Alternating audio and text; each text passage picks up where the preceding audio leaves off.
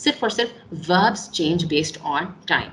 अब इसी बात के साथ हम आगाज करते हैं अपने फर्स्ट वर्ब टेंस का, जो कि है सिंपल प्रेजेंट टेंस। ये बहुत सिंपल सा टेंस है जी, और ये डेली लाइफ में बहुत कॉमनली यूज हो रहा होता है, तो इसलिए हम इससे शुरुआत करते हैं। Simple present tense, simple present tense use हो रहा होता है हमारी डेली लाइफ में, आप समझिए 90% ऑफ द टाइम्स हम इसको रोजमर्रा जिंदगी में इस्तेमाल कर रहे होते हैं। सो अब हम सबसे पहले ये देख लेते हैं कि सिंपल प्रेजेंट टेंस को हम डेली लाइफ में कहाँ कहाँ यूज कर रहे होते हैं। सिंपल प्रेजेंट टेंस को हम यूज कर रहे होते हैं इन 5 मौकों पे। नंबर 1 है जब हम किसी ऐसी चीज के बारे में बात कर रहे होते हैं जो कि समझ लें कि वो दायमी सी चीज है, वो मोर और लेस परमानेंट है। सपोज आप पाकिस्तान में बचपन से रही हैं, अब भी रह रही हैं, और कुछ अरसे तक आप पाकिस्तान ही में रहेंगी फ्यूचर में भी। सो आप क्या कहेंगी? We live in Pakistan. फिर आप जाके यूके रहना शुरू कर देंगी, तो आप ये नहीं कहेंगी कि I am living in the UK, no no, आप कहेंगी वी लिव इन यूके, क्योंकि आपने यूके में लंबे अरसे के लिए रहना शुरू कर लिया है। तो जो भी चीज मोर और लेस परमानेंट होती है, लॉन्ग टर्म होती है, उसके लिए हम लोग सिंपल प्रेजेंट टेंस यूज कर रहे होते हैं। जैसे कि इंसान की रिहाइश हो गई, रेजिडेंस, या फिर इंसान की जॉब हो गई। अब जॉब और रिहाइश अमूमन इस तरह की चीजें होती हैं जो इंसान हर रोज या हर हफ्ते नहीं चेंज कर रहा होता। सो इसलिए चूंकि ये चीजें लॉन्ग टर्म होती हैं, इनके साथ हम सिंपल प्रेजेंट टेंस इस्तेमाल कर रहे होते हैं। So we live in Pakistan, I work at a school, या फिर he works at a bank, तो यहाँ पे हम सिंपल प्रेजेंट टेंस यूज कर रहे होते हैं। दूसरी चीज होती है जब हम रोजमर्रा के रूटीन की बात कर रहे होते हैं, तब भी हम सिंपल प्रेजेंट टेंस यूज करते हैं। सपोज मैं आपसे पूछूं, okay so Fatima, which time do you wake up and you go to bed, तो आप कहेंगी I wake up around 10 AM and I go to 10 sleep a.m. At I go night, to या फिर sleep at night. या फिर I at night particularly by 11 PM, या फिर हो सकता है मिड नाइट में थोड़ा सा लेट हो जाती है सोने में, तो at midnight 12 AM I go to sleep at this time. ये क्या है? ये भी सिंपल प्रेजेंट टेंस यूज हो रहा है। सो ये तो एक अकेले इंसान का जब रूटीन हुआ इनफिरादी तौर पे, पर्सनल लेवल पे, तो उसको हम रूटीन कहते हैं। कंपनीज और पूरी पूरी ऑर्गेनाइजेशंस का भी तो कोई ना कोई रूटीन होता है, तो वो भी रूटीन ही होता है, लेकिन उसके लिए हमने बस एक और वर्ड चूज कर लिया है, और वो है स्केड्यूल। उसको हम स्केड्यूल कहते हैं। सो वही चीज अगर कंपनी लेवल पे हो रही है, suppose our class starts at 5 PM, या फिर the meeting takes place at 12 PM, या फिर अगर हम एयरपोर्ट की बात करें, the flight leaves at noon. So इस तरह के सेंटेंसेस में हम सिंपल प्रेजेंट टेंस ही यूज करेंगे, चाहे वो पर्सनल रूटीन हो, ठीक है, एक इंसान का रूटीन हो, या फिर वो एक कंपनी लेवल पे स्केड्यूल हो। इन दोनों मौकों पे हम लोग सिंपल प्रेजेंट टेंस ही इस्तेमाल करेंगे। So again when we talk about daily routine, हम लोग क्या यूज करेंगे? सिंपल प्रेजेंट टेंस यूज करेंगे। तीसरी चीज आ जाती है फैक्ट्स। फैक्ट्स वो स्टेटमेंट्स होती हैं जो जानी मानी स्टेटमेंट्स है कि हर किसी को पता है कि हकायक है, ये ट्रूथ है, ये हक है, साइंटिफिक फैक्ट है, किसी भी किस्म का फैक्ट है, ये फैक्ट है, ये अनचैलेंजेबल स्टेटमेंट है। सो फैक्ट्स में से फॉर एग्जांपल अगर हम कहें कि the sun rises in the east, अब हर किसी को पता है sun rises in the east, alright. इसी तरह the sun sets in the west. अब That's sometimes. इन स्टेटमेंट्स के लिए हम लोग क्या यूज करेंगे? Simple present tense. क्यों? क्योंकि ये फैक्ट है ना, जी. तो फैक्ट्स के लिए भी हम लोग सिंपल प्रेजेंट टेंस ही यूज करेंगे। फिर आ जाता है चौथा यूसेज, और वो है फ्रीक्वेंसी के लिए, लेकिन उसका काम थोड़ा सा बड़ा हो जाएगा, उसके लिए मुझे आपको एडवर्ब पढ़ाना पड़ेगा, और वो मैं आपको पढ़ाऊंगी, लेकिन चूंकि हमारे वक्त अभी थोड़ा सा कम रह गया है, मैं आपको इंशाल्लाह एडवर्ब तसल्ली से पढ़ाऊंगी कल, और फिर मैं आपको एडवर्ब जी. और फ्रीक्वेंसी भी पढ़ाऊंगी। अभी हम चलते हैं कि हम लोग सेंटेंस किस तरह बनाते हैं। भाई सेंटेंस बनाना सीख लेते हैं ना, फिर इंशाल्लाह बाकी काम हम लोग कल करेंगे जी. कि हम लोग सिंपल प्रेजेंट टेंस में सेंटेंस कैसे बनाते हैं। सबसे पहले देखिए, चाहे कोई भी टेंस हो आपके पास, पास्ट हो, प्रेजेंट हो, सिंपल हो, आपने सबसे पहले क्या लेना होता है? सब्जेक्ट। सब्जेक्ट कौन है भाई? सब्जेक्ट है काम करने वाला, जिसको हम उर्दू में कहते हैं फाइल, यानी फेल करने वाला, काम करने वाला, जो सारा काम कर रहा है एक सेंटेंस के अंदर, उसको हम सब्जेक्ट कहते हैं। सब्जेक्ट कौन हो सकता है जी? I, we, you, they, he, she, it, यही 7 हमारे सब्जेक्ट्स होते हैं। और ये तो I, we, you, they, he, she, it आप बाद में देखेंगे ये क्या है? ये प्रोनाउन है। हमने असल नाम नहीं लिखा हुआ, नाउन नहीं लिखा, नाउन की जगह हमने एक रिप्लेसमेंट खड़ा कर दिया है, प्रोनाउन कहते हैं उसको, तो हमने प्रोनाउन यहाँ पे लगाए हुए हैं। तो सवाल ये पैदा होता है कि तो क्या हम यहाँ पे नाउन यूज कर सकते हैं फातिमा? बिल्कुल यूज कर सकते हैं। वी की जगह हम ये कह सकते हैं फातिमा एंड आई, या फिर यू की जगह मैं कह सकती हूँ फातिमा। दे की जगह मैं कह सकती हूँ Alisha, Fatima and Jarnab. Can I place nouns over here? Of course I can. बस हमने सिंपल रखने के लिए यहाँ पे I, we, you, they, he, she, it का इस्तेमाल कर लिया, ठीक है, ताकि बात समझ आ जाए।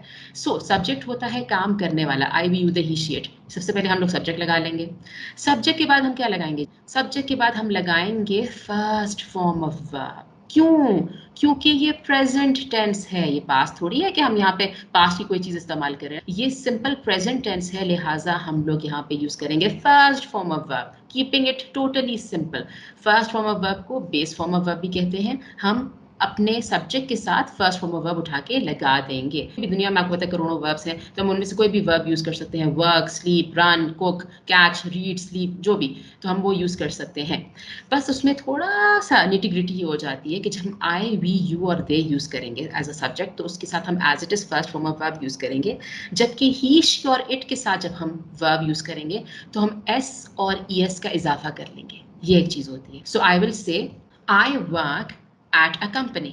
लेकिन अगर मैं ही, शी, इट की बात करूंगी तो मैं नहीं कहूंगी he work at a company, no, ये इनकरेक्ट होगा। मैं कहूंगी he works at a company, S का इजाफा हो जाएगा या फिर ईएस का इजाफा हो जाएगा। सो ही, शी, इट के जी साथ हम लोग एस और ईएस लगाते हैं। आई, वी, यू, दे के साथ आप कोई एस और ईएस नहीं लगाएंगे, as it is first form of verb आप यूज कर लेंगे। अब फिर जी हम ये पॉजिटिव सेंटेंस तो आप बना लेंगी, बिल्कुल पीस ऑफ केक है जी। कोई भी सेंटेंस बनाना चाहे आप बना सकती हैं। I work here, I sleep at this time, she goes to school at this particular hour, she drives to work at this hour. So आपके जो भी सेंटेंसेस होंगे आप पॉजिटिव सेंटेंसेस बना लेंगी। फिर आ जाते हैं नेगेटिव सेंटेंसेस। नेगेटिव के लिए आप ये करेंगी कि उसके लिए आप एक छोटी सी चीज का इस्तेमाल करेंगी। नेगेटिव के लिए, नेगेटिव के लिए आप एक चीज लगाएंगी जिसको मैं यहाँ पे आपको लिख के बता देती हूँ कि एक हमारे पास समझ नहीं होता है, एक क्लास होती है बहुत बड़ी, उसमें बहुत सारे बच्चे होते हैं। तो एक होती है मेन टीचर, एक मेन टीचर होती है। उनके साथ अमूमन स्कूल्स में क्या दे देते हैं, एक उनको हेल्प करने के लिए उनके साथ आ जाती हैं एक असिस्टेंट टीचर आ जाती हैं, हेल्पिंग टीचर आ जाती हैं। तो इसी तरह हमारे पास हमारे सेंटेंस में जब ज्यादा काम नहीं होता तो एक मेन वर्ब ही काम कर रहा होता है। लेकिन जब सेंटेंस में थोड़ा सा ज्यादा काम बन जाता है किसी भी तरीके से, तो हम वहां पे क्या लगा लेते हैं, एक और चीज हम लगा लेते हैं, हम उसको कहते हैं हेल्पिंग वर्ब। मेन वर्ब क्या है? For example, I run every day. हर रोज मेरी आदत है, मैं जॉगिंग करती हूँ, मैं रनिंग करती हूँ। आई रन एवरी डे। जबकि हेल्पिंग वर्ब क्या है? रन क्या है? रन मेन वर्ब है, राइट? रन क्या है? मेन वर्ब है। इस सेंटेंस में कोई हेल्पिंग वर्ब है? नहीं। जरूरी नहीं है कि हेल्पिंग वर्ब हमेशा हो, लेकिन आप बहुत से सेंटेंसेस में देखेंगी कि हेल्पिंग वर्ब भी लगता है। Let me give you an example. For example मैं कहूँ कि I am running right now, मैं अभी रनिंग कर रही हूँ। तो यहाँ पे रनिंग क्या है? वो तो हमारा मेन वर्ब हो गया ना। लेकिन ये जो आपको एम नजर आ रहा है ना, ये क्या है? ये हेल्पिंग वर्ब है, ये हेल्पिंग वर्ब है। सो हेल्पिंग वर्ब क्या होता है? जो बस हमारे मेन वर्ब के आसपास आ जाता है, बस उसका काम थोड़ा सा आसान कर। ये इंग्लिश ग्रामर में एक्चुअली इस तरह की चीज होती है। तो आपको हेल्पिंग वर्ब का भी थोड़ा सा आइडिया हो गया। अच्छा, हेल्पिंग वर्ब पता नहीं क्यों किसी खुशी में इसके हमने 2 नाम रखे हुए हैं, हमें उस पर बड़ा नहीं आता। कोई बच्चा हमें घर में बहुत पसंद होता है, इसके काफी सारे नाम रख लेते हैं प्यार में। सो हेल्पिंग वर्ब की भी हमने सिर्फ एक नाम पे इक्तफा नहीं किया, हमने इसके 2 नाम रख लिए हैं। हम इसको ऑक्सिलरी वर्ब भी कहते हैं। हेल्पिंग वर्ब को हम ऑक्सिलरी वर्ब भी कहते हैं। हेल्पिंग वर्ब, ऑक्सिलरी वर्ब एक ही चीज़ है, आपने परेशान नहीं होना। बस ये है कि हम इसको ऑक्सिलरी वर्ब भी कहते हैं। आप ये ग्रामर टेक्स्ट में और अक्सर जगहों पे ये चीज़ देखेंगी। इसीलिए टू अवॉइड योर कंफ्यूजन मैंने आपको ये चीज़ बताई है कि इसको ऑक्सिलरी वर्ब भी कहते हैं। ऑक्सिलरी की स्पेलिंग देख लीजिए, ऑक्सिलरी, इसको प्रोनाउंस ऑक्सिलरी करेंगे, लिखते इस तरह है ऑक्सिलरी। ये ऑक्सिलरी वर्ब भी कहलाता है। सो यहाँ पे क्या हुआ, जब हमने नेगेटिव सेंटेंस बनाना है तो हम क्या करेंगे, हम सब्जेक्ट के साथ साथ और जो हमारा जो मेन वर्ब था ना, for example I work, she works और इस तरह, उसके साथ हमने बीच में इजाफा कर लिया एक ऑक्सिलरी वर्ब। कि हमने समझा कि जी नेगेटिव सेंटेंस बनाना बड़ा मुश्किल काम है, सिर्फ मेन वर्ब से काम नहीं चलेगा, हम साथ में शमूलियत कर लेते हैं हेल्पिंग वर्ब की। हेल्पिंग वर्ब का दूसरा नाम क्या था? Auxiliary verb. हम ऑक्सिलरी वर्ब भी ऐड करें, हम ऑक्सिलरी वर्ब भी ऐड कर लेते हैं। सो आई, वी, यू, दे के साथ आ जाएगा डू। हमेशा आप ये याद रखिए, आई, जी वी, यू, दे के साथ सिंपल प्रेजेंट टेंस में आएगा डू। ही, शी, इट के साथ आएगा डज। चूंकि हाँ, नॉट कब आएगा? नॉट कब आएगा? जब नेगेटिव होगा। वरना अगर फॉर एग्जाम्पल नेगेटिव नहीं है तो हम सिर्फ डू लगा लेंगे, ही, शी, इट के साथ डज लगा लेंगे, राइट? लेकिन जब नेगेटिव है तो नेगेटिव की निशानदही करने के लिए हम नॉट लगा लेते हैं। आई जी do not work at this company. नहीं नहीं, मैं नफी कर रही हूँ उस बात की। I do not work at this company, मैं इस कंपनी में काम नहीं करती। I do not work at this company. He does not drive to work, वो ड्राइव करके वर्क पे नहीं जाता। Okay, he does not drive to work. So negative sentence है ये। हाँ, ऑफ कोर्स इसकी हम कॉन्ट्रैक्शन भी बना सकते हैं। कॉन्ट्रैक्शन वो होता है जब हम इन दोनों वर्ड्स को मिला लेते हैं। सो क्या बन जाता है? आई डू नॉट कहने के बजाय मैं कह दूं आई डोंट। और इसी तरह डज नॉट को जब हम शॉर्ट करके लिखेंगे यानी कॉन्ट्रैक्शन उसका लिखेंगे तो हम उसको कहेंगे डजंट। डजंट। लिखने में ये इस तरह हो doesn't. जाएंगे, चूंकि हमने ओ यहाँ से जी. गायब किया है, जो चीज गायब होगी उसकी जगह हम यहाँ पे एक छोटा सा यूं हवा में मुअल्लक किस्म का एक हम ये लगा लेंगे, इसको कहते हैं अपोस्ट्रोफी। क्या कहते हैं इसको? अपोस्ट्रोफी। Apostrophe. लगा लेंगे यहाँ पे, तो इस तरह बन जाएगा कि Apostrophe. Do not. जब हमने लिखा, सपोज हमने डू नॉट लिखा, उसमें हम नॉट हटा रहे हैं ना, पहले तो हम इनको मिला के लिखेंगे। अब चूंकि हम नॉट हटा रहे हैं तो जो चीज हटेगी उसकी जगह हम यू Apostrophe आ अपोस्ट्रोफी जाएगी. लगा लें, डोंट और डजंट बन जाएगा। So for example, he doesn't drive to work, I don't work at this company. ये हमारे नेगेटिव सेंटेंसेस बन गए। आई भी यूदी के साथ डोंट, ही शी इट के साथ डजंट, ये नेगेटिव हमारे सेंटेंसेस हैं, ज़ाहिर बात है नॉट आएगा इसके अंदर। She doesn't complete her homework on time. I don't travel to work by bus. तो पॉजिटिव सेंटेंसेस भी आपको समझ आ गए और नेगेटिव सेंटेंसेस भी आपको समझ आ गए सिंपल प्रेजेंट टेंस में। अब हम देखते हैं कि क्वेश्चन कैसे बनाने हैं। क्वेश्चन में एक्चुअली दो टाइप्स होंगी, आप जो टेंसेस में देखा करेंगी। एक होती है टाइप बड़े सिंपल क्वेश्चंस की, हेल्पिंग वर्ब के क्वेश्चंस या ऑक्सिलरी क्वेश्चंस। यहाँ पे जो हमारे पास ये हेल्पिंग वर्ब आ रहा है ना, ऑक्सिलरी वर्ब, इसी को उठा के हम लोग स्टार्ट में ले जाएंगे। लिहाजा हम इस तरह के क्वेश्चंस को क्या कहते हैं?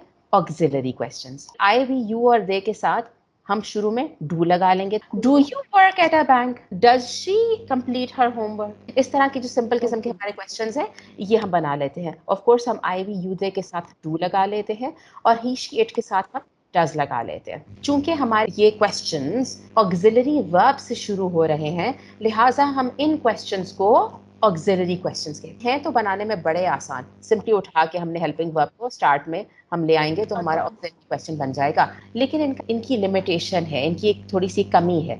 वो क्या है कि ऑक्सिलरी क्वेश्चंस के एक्चुअली सिर्फ दो ही आंसर्स होते हैं, यस और नो। फॉर एग्जांपल मैं आपसे पूछूं, डू यू लाइक आइसक्रीम? तो आप मुझे यही बता सकती हैं कि यस या फिर नो। मैं आपसे ये तो नहीं पूछ रही कौन सा फ्लेवर ऑफ आइसक्रीम पसंद है। डेली लाइफ में हमें क्या सिर्फ और सिर्फ ऑक्सिलरी क्वेश्चंस पूछने होते हैं, सिर्फ यस और नो का जवाब चाहिए होता है? नहीं, हमें तो डिटेल भी चाहिए होती है। तो डिटेल के लिए हम क्या करेंगे? स्ट्रक्चर हमारा सेम ही रहेगा ऑक्सिलरी क्वेश्चन वाला, सिर्फ हम एक चीज का इजाफा कर देंगे, एक चीज का एडिशन कर देंगे। और वो चीज क्या है? हमारे question words, WH question words, जैसे कि what, who, where, when, why, how, which, हम इनका इजाफा कर लेंगे। व्हाट का मतलब क्या, हु का मतलब कौन, वेयर मतलब किस जगह, प्लेस की बात हो रही है, व्हेन मतलब टाइम क्या है, वाई का मतलब रीजन यानी क्यों, हाउ का मतलब मैनर यानी किस तरह से हो रहा है, और विच का मतलब भी व्हाट की तरह किस चीज के बारे में। तो हम यहाँ पे क्वेश्चन वर्ड्स का इजाफा कर लेते हैं in the start of these auxiliary questions, तो वो हमारा डिटेल्ड क्वेश्चन बन जाता है। सपोज मैंने आपसे सिर्फ ये नहीं पूछना कि डू यू लाइक आइसक्रीम, मैंने आपसे पूछा आपको कौन सा फ्लेवर ऑफ आइसक्रीम पसंद है, तो मैं कहूंगी which flavour ice cream do you like. Basically हमारा एक तरह से बाकी क्वेश्चन बिल्कुल सेम ही रहा, सिर्फ शुरू में हमने WH क्वेश्चन वर्ड लगा लिया। या फिर मैं आपसे पूछना चाह रही हूँ रीजन, कि आपको आइसक्रीम पसंद क्यों है? क्यों को हम किस तरह कहेंगे इंग्लिश में? वाई। तो मैं कहूंगी why do you like ice cream. अब आई नो आपको बहुत सी चीजें समझ आ गई हैं, हो सकता है कि चीज़ों में थोड़ा बहुत अभी कच्चापन हो, तो इस सब को जिसका कहते हैं ना आयरन आउट करने के लिए, अजबर करने के लिए आपने क्या करना है? खूब ज़्यादा प्रैक्टिस करनी है। तो अभी कुछ प्रैक्टिस तो आप जी. क्लास के अंदर करेंगी, और आप किस तरह करेंगी? आपने मुझे 5 पॉजिटिव सेंटेंसेस बना के दिखाने हैं सिंपल प्रेजेंट के, 5 नेगेटिव सेंटेंसेस, 5 सिंपल क्वेश्चंस या फिर ऑक्सिलरी क्वेश्चंस, और 5 एडवांस्ड क्वेश्चन।